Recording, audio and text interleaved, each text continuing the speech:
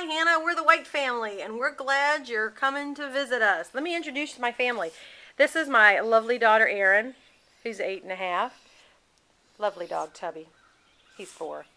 And my main little man Brendan just turned 11.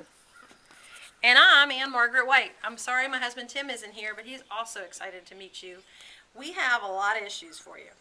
I started staying home about 10 years ago, and part of that decision to stay home was also to homeschool our children. So we've been doing that and enjoying that a great deal. I've got an engineering degree, I've got a master's of business administration, and I realized that if I needed to stay home, I needed to take this job seriously.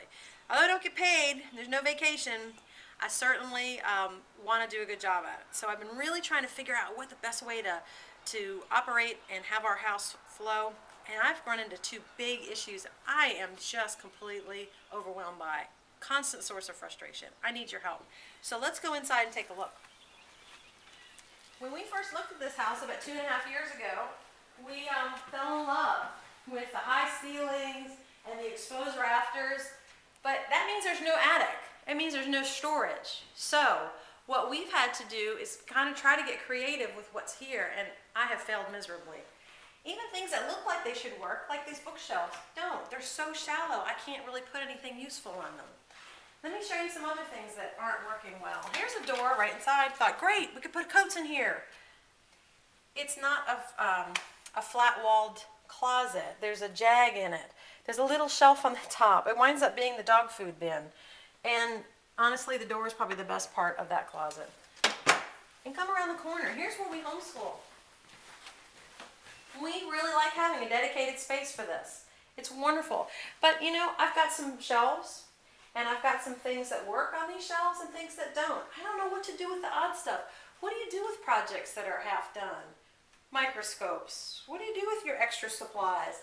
I feel like our school books are well taken care of, but then again, I've got art supplies, projects in motion that I just don't know what to do with them. So I thought, great, maybe we could have a space for things while we're in this room, but here's one closet.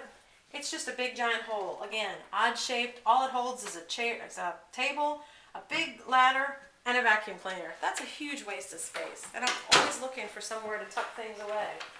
Here's the only regular size closet on the first floor, and it's the only place where we can put coats. So that's where the coats go. I've got a couple boxes of school stuff, but I would so much rather have a shelf like this, those things put away where you don't have to see them all the time. So come on in, let me show you one more closet down here.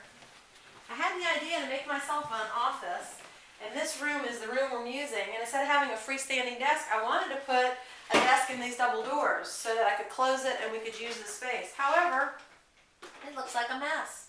I've got a rickety lamp that needs to be replaced by these overhead lights. I put in pegboard, but then I don't have any containers I can hang off of them. I do like this counter we put in. However, I've got a bunch of stuff underneath, like a scanner that isn't hooked up, a giant to-do list. This just looks like a mess. Things are not organized, and I just don't know what to do. Every time I sit down here, it depresses me, because it should be so much cuter and so much more efficient, and be a happy place to be. So Hannah, we have one more space that I want you to see, so come with me.